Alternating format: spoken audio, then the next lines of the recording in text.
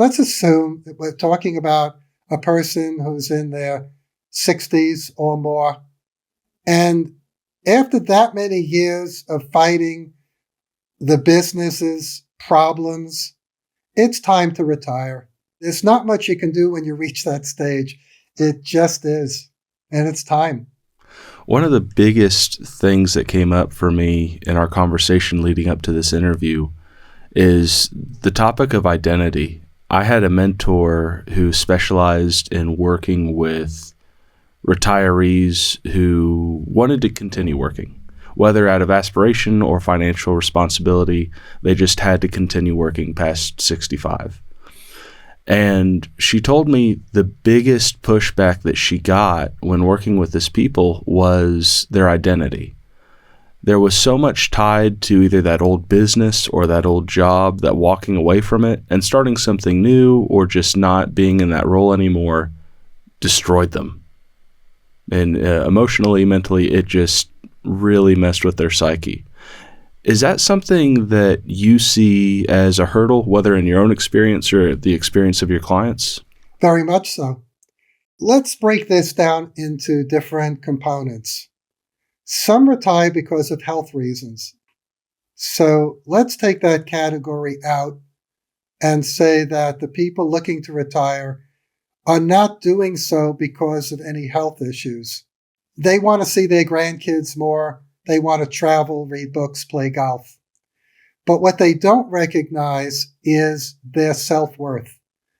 Self-worth is achieved through successes, through validation of being a business owner and having things go your way.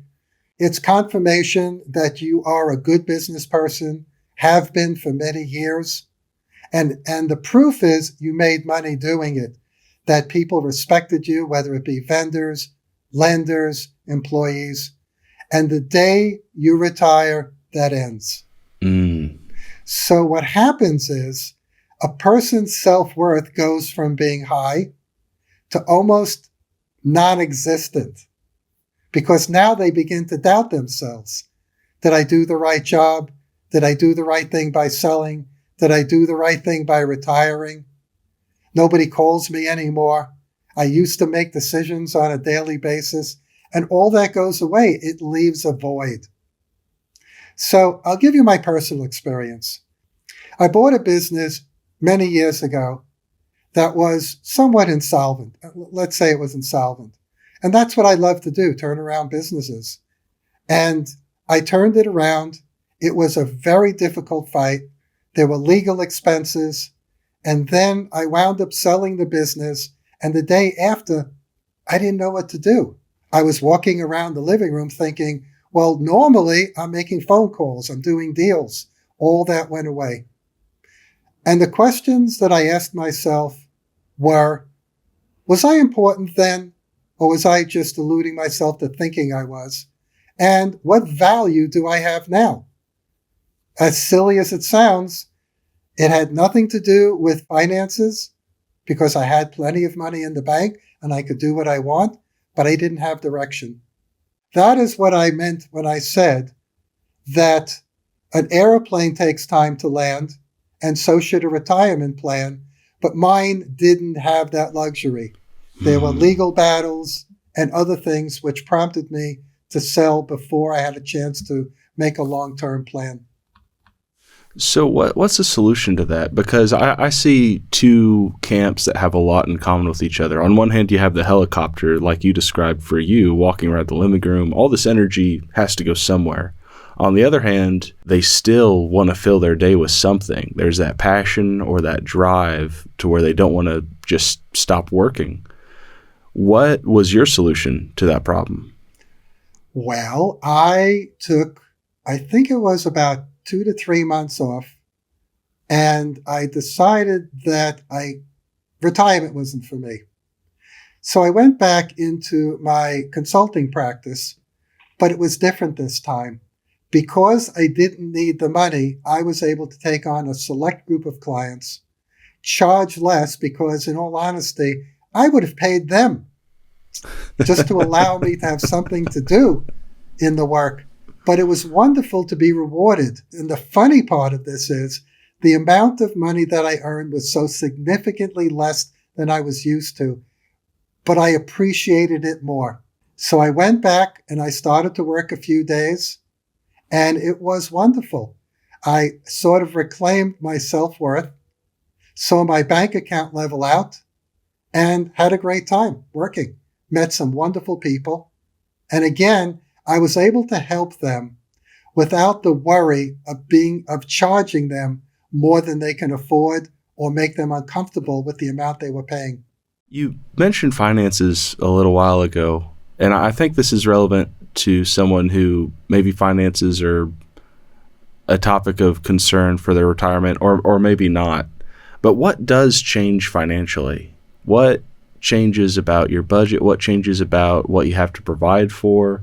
What does that transition look like, whether you take the helicopter route or the airplane route? Isaac, I'm glad you're younger, and I'm glad you asked that question because this is going to sound so silly, but those who are in my situation will recognize it as most likely truthful for them, is that you look and you see that you have enough money to do whatever you want, but yet the degradation of the number in the bank account is harmful to the psyche. So at the end of the month, if I look and see that I have less money, it bothers me. Don't ask why. I have sufficient money to do what I want, but just that the number is lower bothers me. And as it gets lower, I start to ask questions. Do I have enough? What happens if my mental capacity goes down? What if my health goes down and I need this money? Is it ever going to be enough? So I would ask people, how much money do you need to retire? And everybody I asked had a different number. Somebody said $500,000, 1 million, 2 million. One person said 5 million. I asked, what are you going to do with 5 million? But that's what they wanted. So understand, for each, it's personal. One person was comfortable at a lower number. One person was comfortable at a high number. So it's very hard to answer what is the correct amount to retire with. And I feel like we need to put in a disclaimer here that we're also not the source of information for that. You need to find that professional that you trust who can guide you with your situation, and not hold what we say or do as legal or financial advice here at Corporate Bankruptcy A to Z, unless you feel differently about that, Neil. No, I definitely do, but I do want to comment on this. And I'm going to go into an area which I'm probably in the minority. I'm sure I'm in the minority. I see commercials on TV and I read articles about retirement that say your retirement plan should look like this. Spend 4% of your total estate, total money, each year. I guess the mathematics work. They expect you to live for 25 years in retirement. But I think that is one of the silliest mathematical equations that I've heard. The only thing that makes sense to me is 25 years times 4 is 100%. I'll give you my view, and I imagine that others might go along with it. Let's say a person is 65 years old. They are in good health. They want to travel. They want to go see the grandkids. So they're going to allot, per this formula, 4%. Let's take a person who's 90. They're not in great health. They don't want to travel. What does the 4% represent? I think each person has to decide what their retirement should be. We talked about it being personal just recently, and I'm a firm believer in it being so, because if you're 65 years old, you want to travel, you may have to go for 8% instead of 4%. And so you'll have 2% at 89 and 2% of 90. With respect to those elderly, it probably won't make a difference because they're not traveling as much. They're not spending in fancy restaurants. So for me, I want to use more of my money now, travel, restaurants, see the grandkids, do whatever. And if we come back to what I suggested before, that there is this opportunity for people who sold a business or not to become consultants, to work a part-time job. Take that money, add it to the retirement in the current year, and spend it. My experiences are as follows. I take the Social Security money I get, plus the little work I do to earn money, and that's the money I spend each year on vacations, etc.